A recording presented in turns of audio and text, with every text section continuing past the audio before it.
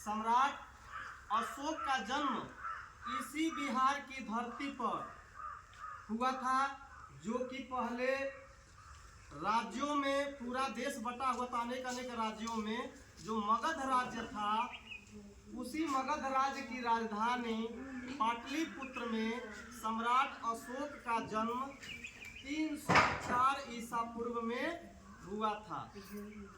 उनके पिता का नाम बिंदुसार और माता का नाम सुभद्रांगी था।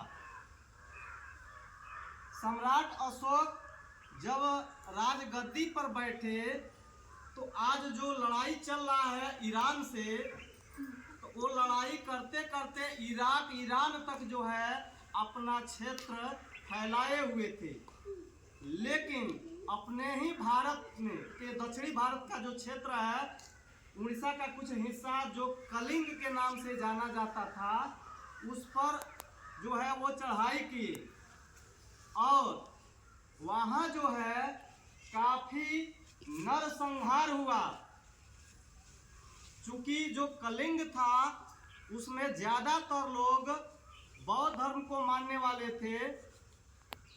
जब वहाँ काफी नरसंहार हुआ तो वहाँ जो दो बौद्ध भिक्षु थे, निग्रोध और मोगलायन, उनके शिक्षाओं से इतना प्रभावित हुए सम्राट अशोक कि हिंसा का मार्ग त्याग करके और अहिंसा का मार्ग अपना लिए, यानी बौद्ध धर्म को अपना लिए और साथ ही साथ अपने सुपुत्र महेंद्र को और अपनी सुपुत्री संघमित्रा को बौद्ध धर्म का प्रचार प्रसार करने के लिए श्रीलंका में भेजे। और साथ ही साथ सम्राट अशोक ने इतना बड़ा महान कार्य किया, जहाँ जहाँ तक बुद्ध से संबंधित जगह था, उस जगह पर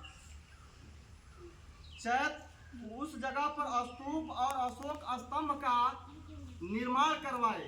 84,000 स्तूप और अशोक स्तंभ का निर्माण करवाए। हम लोग के देश का जो तिरंगा झंडा है, तिरंगे झंडे के बीच में जो चक्र है, वह चक्र सारनाथ से लिया गया है और सारनाथ में सम्राट अशोक ने अशोक स्तंभ बनवाया था। जो हम लोग नोटों पर देखते हैं, 4 शेरों वाला चित्र देखते हैं कि नहीं देखते हैं, वह सारनाथ से ही लिया गया है। साथ ही हम लोग का जो बगल का ब्लॉक है लौरिया, अपने पश्चिमी चंपारण जिला का, वहाँ भी सम्राट अशोक द्वारा बनवाया हुआ अशोक स्तंभ है।